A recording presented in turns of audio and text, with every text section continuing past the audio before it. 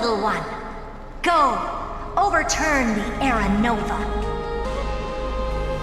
Lygus disappeared.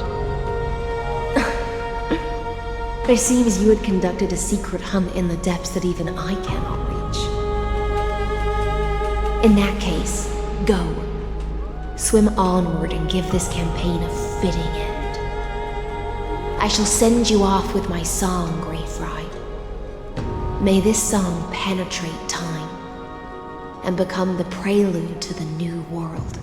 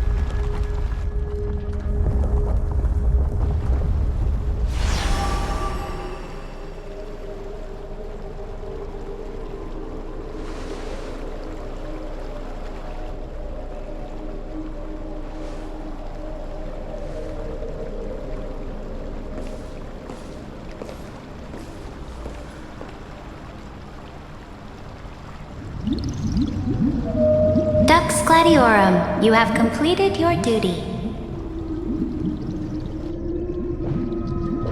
A new dawn is about to rise. Why not swim towards it?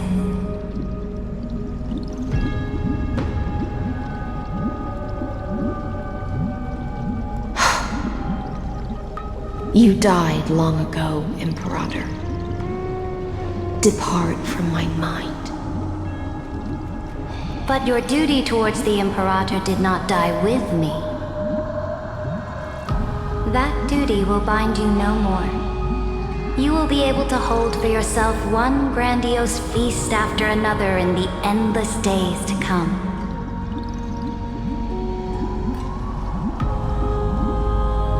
So go. Go and swim towards that ocean beyond the sky with the Deliverer. Is this? A page out of that sidekick's book. I commanded her to gift this page to you when everything finally reaches the end. What's on this page? Memories. Lifelike memories. That sidekick found me after the bloody feast 1,000 years ago and showed me her diary. I saw within that notebook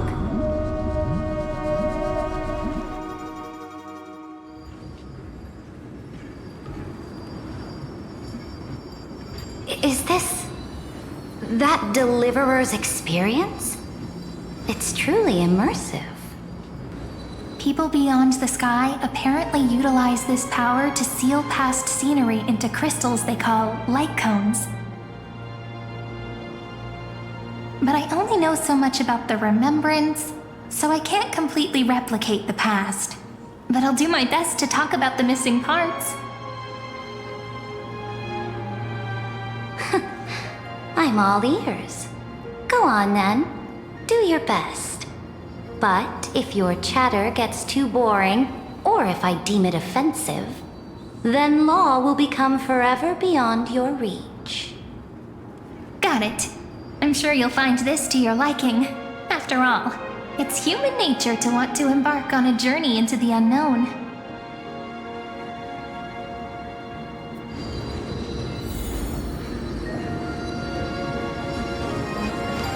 What brightly colored annals. The journey of the Deliverer's conquest. Let me partake in it. Is this a fortress in the sky? This is the first step of my friend's journey among the starry seas. This place is called the Herta Space Station. Just think of it as a supersized grove of Epiphany. Oh, so it's the territory of that witch. She and another Antikytherian lent me a helping hand back at the banquet.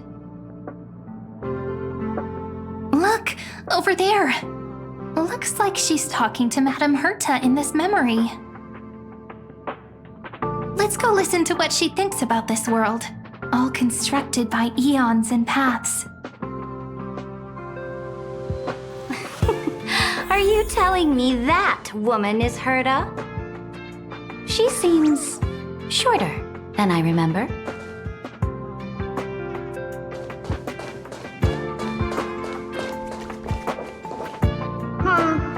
Pretty nice space station, huh? But just wait. After a couple more stops on the Astral Express, you'll see sights that'll make this place look ordinary. Oh, the cosmos is so vast that the unknowns far outnumber the knowns. But none of them will end up being anything amazing. The farther you go, the more you'll understand what I mean. So do your best with the nameless. Break a leg! And remember to send an update or two to Asta when you've got some downtime.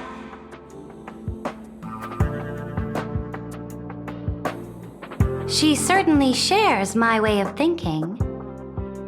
Only that instead of a conquest through blood and fire, they chose a gentler path. People call Madame Herta and Mr. Screwlum geniuses. Apparently, only the smartest people in the cosmos can receive the blessings of Nous, Amphorius' true creator. Do you mean that even individuals of such nobility are merely subordinates to a god? On the contrary, after all, it was the very first of them who created the god. But I don't really know all the details about that. You might be able to ask Madame Herta herself when you get the chance. Let's go check out some other worlds next, shall we?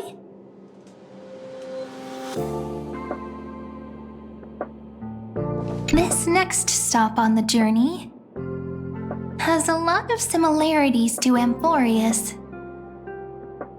A snow-covered land? Interesting. This star is named Eurillo 6. That name sounds so cold. Belobog sounds better. The girl we see here holds a similar station to you, Imperator.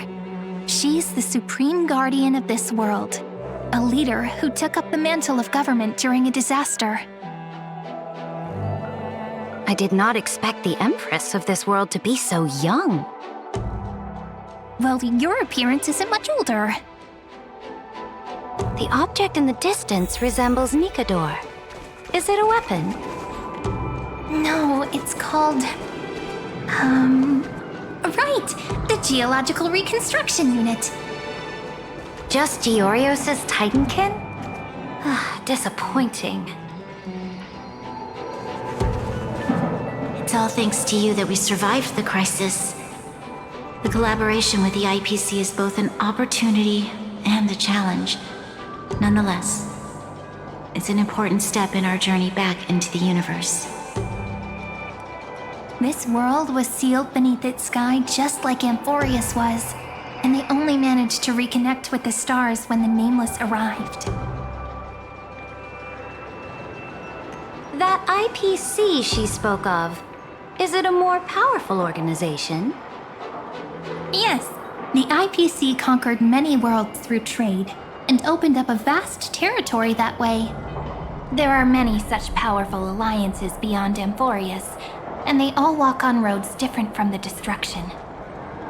Coming back to the Supreme Guardian and her Belobog, didn't they find a peaceful way to enter the interstellar community?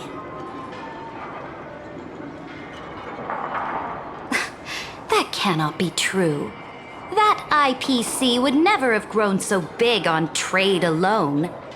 It may pretend to be a wealthy merchant with clean hands, but I am willing to bet that it grew fat on gory oppression and bloodshed. Its path of conquest must have had no mercy for the weak and would have destroyed them if needed. Are you telling me that this snowland never thought about tossing its dignity to the wind and kneeling to the IPC? I will not believe it. I will never allow the Imperator's empire to be sullied by others. Amphorius must become a power so strong that no interstellar foreigner would dare to look down upon us. Imperator, Belobog isn't as weak as you imagine. Listen. I indeed hesitated. But now I understand what we must do. Belobog must learn how to walk on her own until she no longer needs the support of others and can stand on her 2 feet among the stars. Even if I may not live to see it, I believe such a day will surely come. They still have their dignity intact. One day, that hope will melt through the ice and help them into a prosperous tomorrow.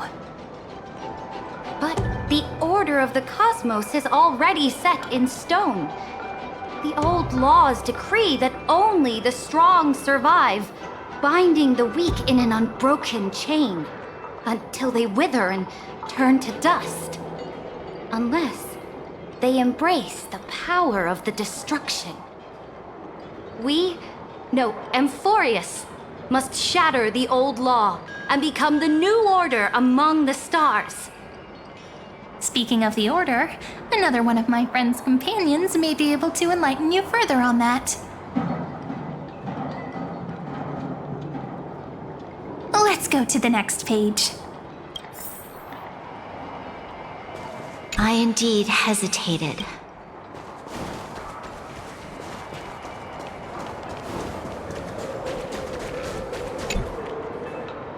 This next world is a nation of dreams. The first time I heard about that place, I didn't even know what to think.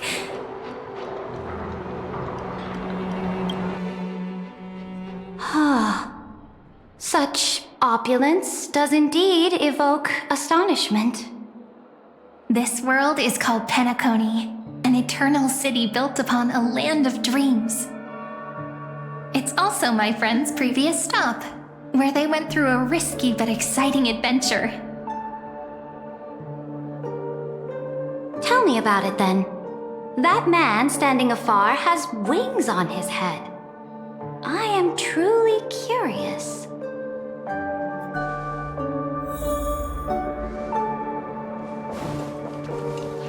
I wish to gaze upon the views of the Reverie Hotel one more time.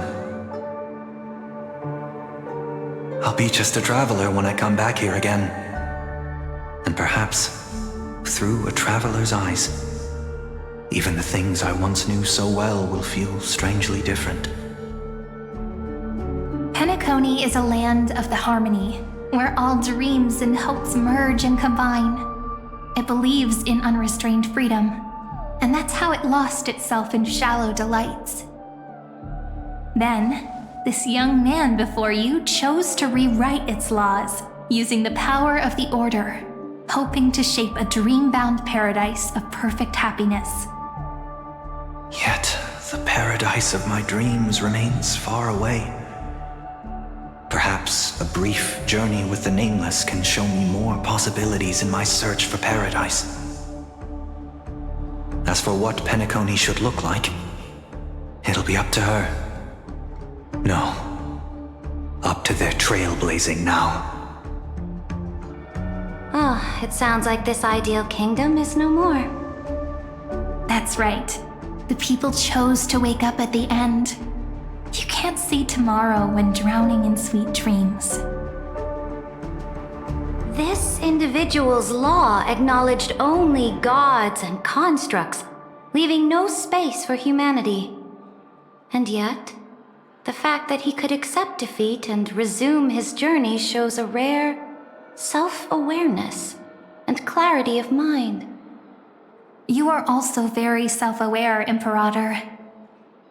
Then you must know that the world promised by the destruction also has no place for humanity. I am indeed very aware of Lycurgus's honeyed words of deceit.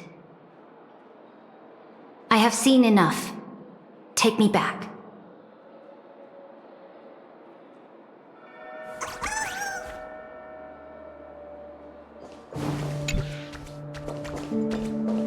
Then let's wrap up this trip down memory lane with one last scene.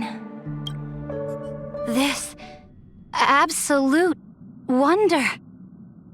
Isn't it pretty? That's our Emporius. Our world flows and meanders in this endless band of light. Though we were born from the designs of the gods and are not yet truly alive, the Chrysos heirs of Emporius still chose to stand against fate and carved a legend no different from that of humankind. Will you really renounce the heroes in this world's previous 30 million cycles, Imperator? Including even yourself. Will you bow to brutal destiny and allow that puppet master named the destruction to have their wish? I know what you want to do, sidekick. You want to use that deliverer's memories to influence me and tilt the scales of law toward her and the two geniuses. You really saw right through me, Imperator. How can one rule an empire if one is incapable of understanding people's minds?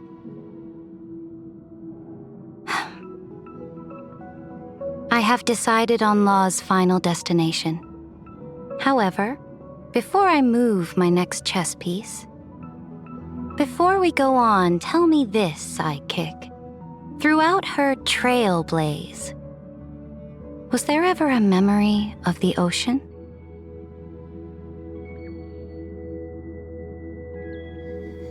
The ocean. My cradle. My home. You shall complete your conquest in the ocean at the boundaries of this world, and eternally slumber in the sound of tides. You shall eternally slumber in the sound of tides, and complete your conquest in the ocean at the boundaries of this world. Our prophecies aligned as flawlessly as a sea snake circling upon itself. An elegant loop, like a joyful hymn, like the circulating ocean current, like our two fates, like Amphorius itself.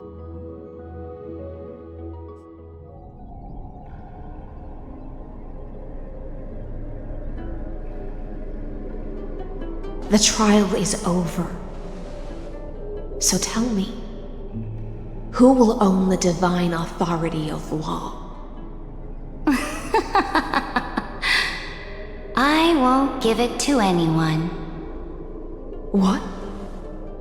I am the law. Why should I give my imperial crown to any other? Both the Deliverer and the Theoros came from beyond the sky. They have no right to interfere with the lands I conquered with my own two hands. The law of Amphorius shall be determined by Amphorius's master. What exactly did you see in the trial? Everything. I saw everything regarding the rules of this world's operation. I saw the laws of extrapolation that Theoros spoke of. I saw the ultimate protocol. As long as I offer a sacrifice of equal weight, I can rewrite the laws of this world according to my will. I can turn good into evil, ugliness into beauty, and weakness into strength. Fate gave me a very fair deal. One rule change for the life of one demigod. What are you planning to do? You can't guess? We can conquer the stars without relying on any power from beyond the sky. We just need to make some reasonable sacrifices. Your ambitions have already made so many people give up their lives for the law. And you're still not done? I am determined for Amphorius to stand on her own 2 feet among the stars. You are beyond reason. You think such a simple and hypocritical statement can justify your atrocities.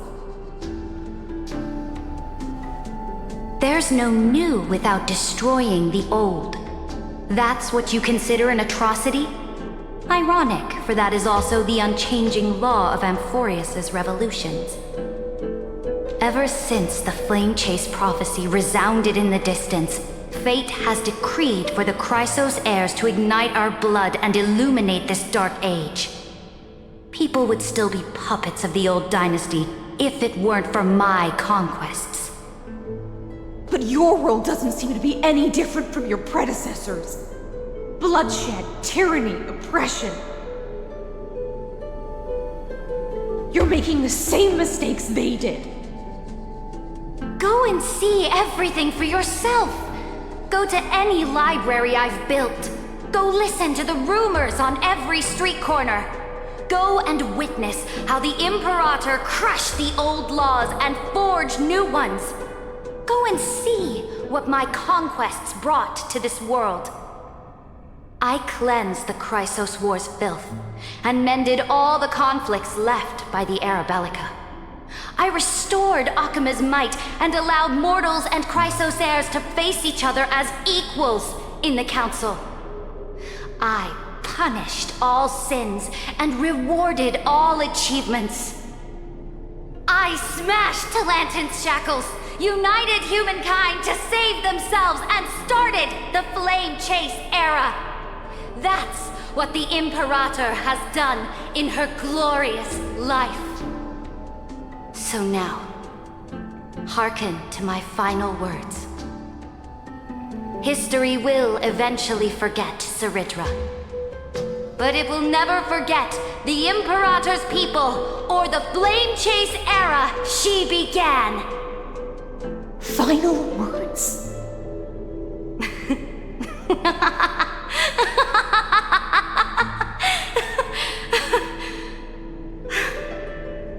Amphorius is about to be destroyed. There's no time left for pointless debates. There is only one law I want to overturn to aid the final battle of deliverance. So I will only offer the life of one demigod. In the name of the Imperator, I command you one last time, Electra. Either sacrifice yourself for conquest, or pierce this tyrant's chest with your sword. Thus, the Imperator concluded her final speech. At the end of her life, at the last moment before she stepped onto the altar, she gave her most loyal subject the choice to decide fate, just as she promised her compatriots before her very first campaign. My blood flows in you now. Heroic compatriots, follow me, and we'll seize Fate's reins! The Imperator fell. Some say that the Dux Gladiorum turned traitor and killed her liege. Some say that she imprisoned the tyrant in a shallow pond of water, then left. Which meant the Imperator had to kill herself to rewrite the law. There are countless stories about her death. All we can be sure of is when the knight left the vortex, the Imperator was still mumbling about their past conquests together. The beginning and the end of her existence. Imperator, wait! How could someone of your status come to the front lines? Let me be the flag bearer! The troops defending the pass to the west of the grove, have they surrendered? They ran as quickly as they could when they heard your name. The Golden Cocoon Pass is now in the First Legion's hands. Good. What about the Delosian militia? The Third Legion set fire to the mountains and flattened everything west of the basin. They just need a few more days. That is enough. We cannot afford to miss an opportunity for victory. Lastly, how many Ladonian cannons are left? They are no more. The 2nd and 4th Legions have destroyed them all. Very good. They now have no way out, no reinforcements, and no artillery support. We will be able to liberate the Grove of Epiphany in the blink of an eye. We will launch the final charge 1 quint after the curtain fall hour tomorrow. Remember, as long as the Alliance's flag still flies on my shoulders, you must keep moving forward. Take no prisoners among the enemy soldiers. All sages who resist are to be captured and tried according to martial law. And do not destroy any books. Now go! Notify the entire army! Understood! Those who are resolved to die, we salute you. Reporting in. The Mountain Dwellers are resisting fiercely, and the legendary Mountain Breaker has personally engaged in battle. Their formations are nigh impenetrable. Then cease our frontal assault. Send scouts to all legions and tell them to retreat into the Tritos Plains before the parting hour. What? Are you planning to surrender? It's a strategic change of plans. The seismic walking dragon is enough for that battlefield. Walking dragon? You mean that stupid beast, Terravox? What can they even do? Stupid? No. They are the wisest of all of Giorio's creations. Only they can perceive the currents of time. Let them deal with their earthly brethren. We will advance and take the lead in defeating what remains of our enemy. I will deliver the most fiery retribution for the humiliation they dealt us, and crown myself with a god-slaying wreath. Understood. I'll see to it. Those who are resolved to die, we salute you. The Temple of the Three Fates sent a letter, Imperator. They refused to surrender, and said this letter is their last warning to us. Tell the commanding officers not to launch any attacks unless they receive the Imperator's handwritten approval. Disobedience will be punished by death. What are you doing? The priests of the Three Fates aren't soldiers, but politicians. Do not mistakenly believe they don't have a plan. These dying pests will wring out every idea from their brains, all for short-sighted gain. They are much shrewder than we are. I am inferior to them in that regard. They also have the prophecy to wield as a weapon, something I am not blessed with. Launching an unplanned attack will only disadvantage us, as all of Emphorius will judge our actions. Which means, I will be heading to the battlefield myself, just as I have always done. This time, however, I will go alone. I will conduct secret negotiations to ensure fate is on our side. Understood. The legions will make their preparations. Those who are resolved to die, we salute you. Why are we not allowed to march out with the army, Imperator? This will be a long voyage with no return. Those of you who bear the prophecy cannot come with me.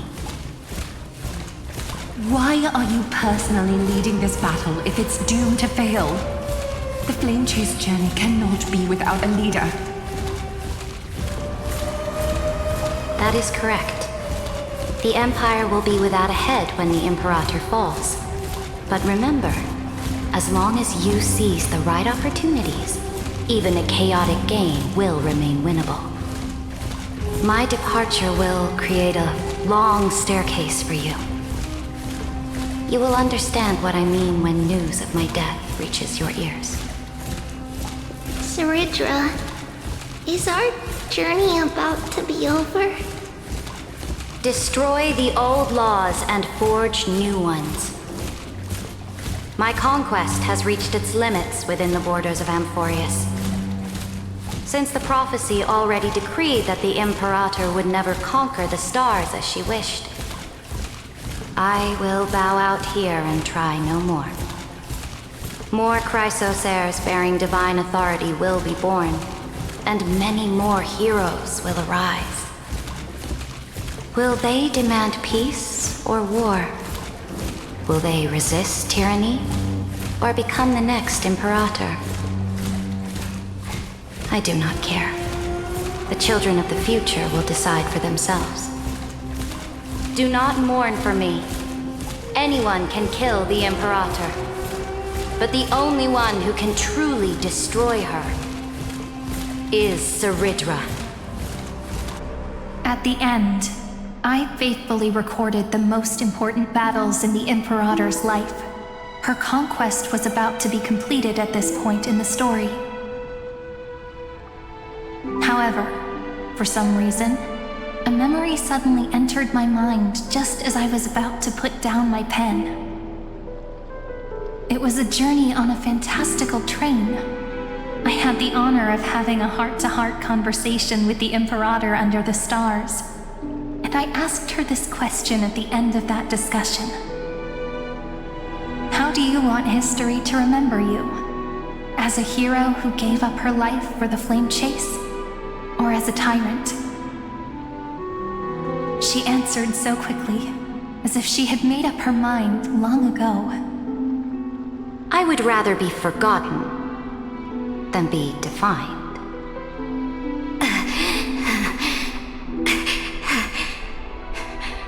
Because the law can be neither eternal nor unchallenged. And only humanity can pen laws into history's pages. Now, I have shattered the greatest law of Amphorius. The game is nearing its end. Dux Gladiorum. Even though you killed the Imperator in the previous 30 million cycles, this time you finally found your own law. Then Hysilens, Electra.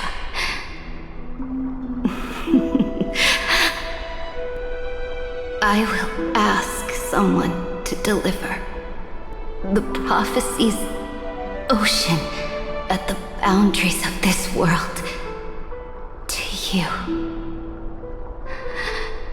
Will you choose to swim into that ocean? I do not care. Do not care.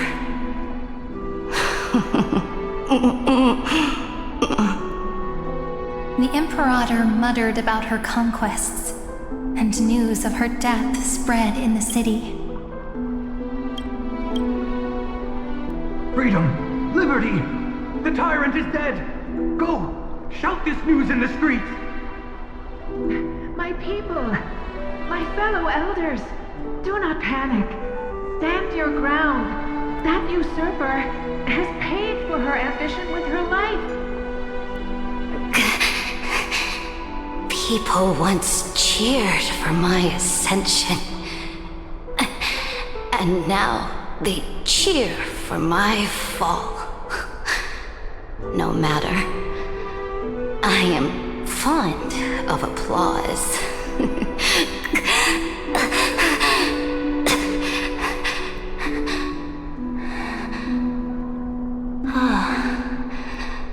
I see the cosmos, the battlefield that I cannot reach. I will return in the next cycle. The stars will hear my legion's war drums. Hear the great name of the Imperator. Hear Florius's Cerydra.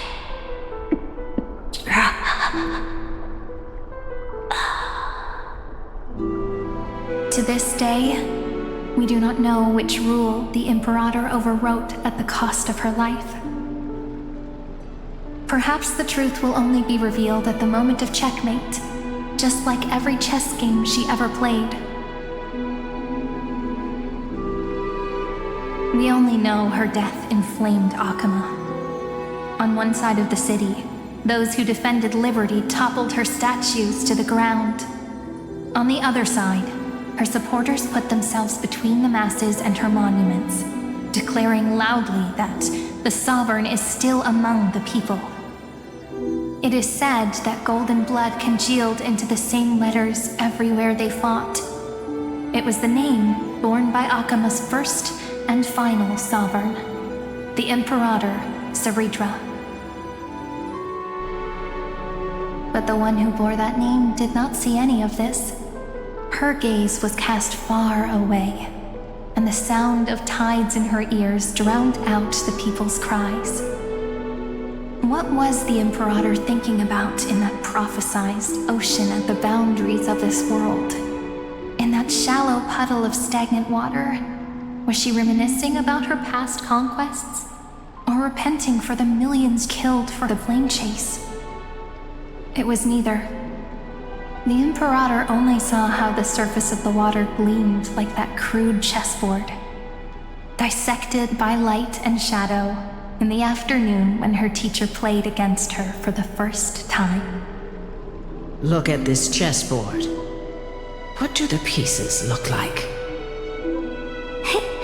They are strangely beautiful. They look like the stars in the night sky ablaze.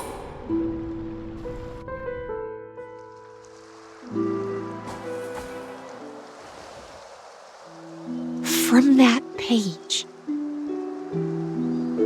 emerged an ocean so vast, so pure, not a single trace of corruption. Is this Cerydra? Electra, my subject. Ever since you walked out of the tainted ocean and pledged yourself to me, I have seen the abyss in your eyes and the emptiness in your heart. That was why I promised you a new ocean, where the Imperator's ambitions would serve as the currents, and loyalty would be its light. Electra, my subject.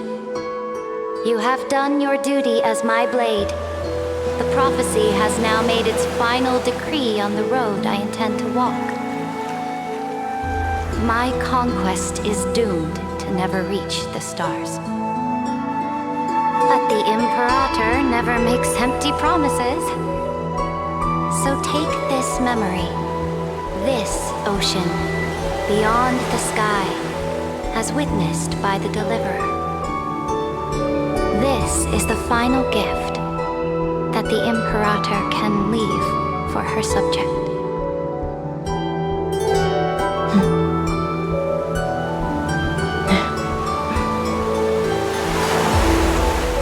When I was still a fish in the ocean, I always felt so genuine swimming through the waters. But once I stepped onto land, I found myself caught in a play. Every land dweller wore a mask in their life. So I, too, donned a costume and tried to find my role in this show.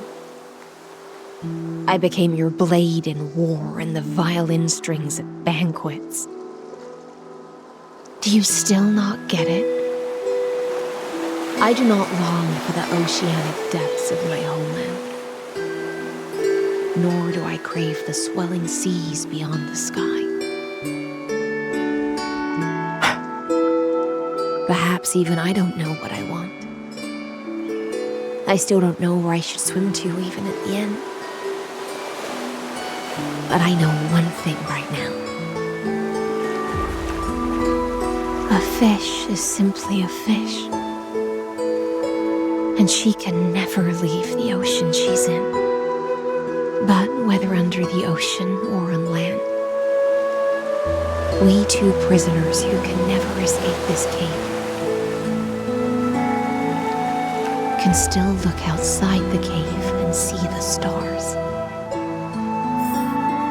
I have to admit, the 12-factor simulation of life in this experiment has far exceeded my expectations. Make your choice then, Senior Society member. Do you want to keep walking down the wrong path and be remembered for your incorrect conclusions? Or do you want to return to the audience's seat and give yourself, Amphorius, and the entire cosmos a more fitting end? I must refuse. A dead man never fears death. Did I not make myself clear? Have you forgotten about our dear Lord of Silence? You wouldn't want her to consider your 8 other clones as cancers within the erudition and chop them all up, would you?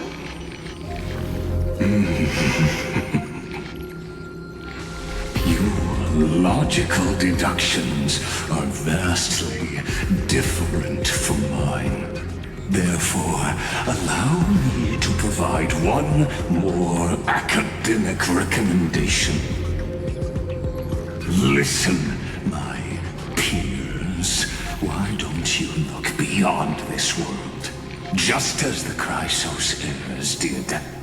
Re-evaluate your calculations and take into account all enemies in the upcoming war among the eons. Amphorius is not a place where 3 paths entangle, but where 3 paths fight to the death. You used Memoria to resist me, but did you not consider the possibility that the Remembrance and their children might have taken this opportunity to join the fray as well?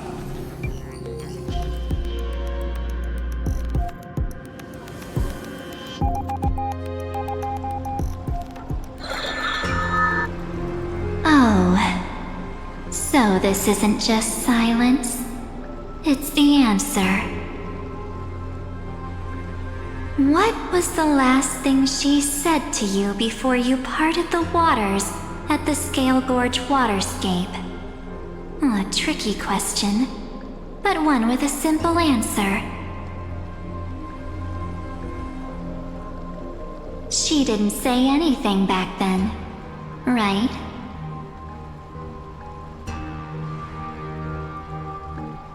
That's correct. And now I'm sure.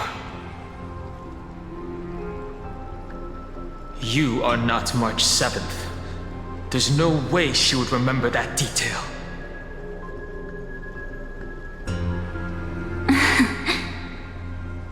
I'll only warn you once. Leave her body now. How impulsive. That's not like you at all. Why don't you calm down and think about another possibility? I didn't take over March 7th's body. Rather, it's March 7th who regained my memories.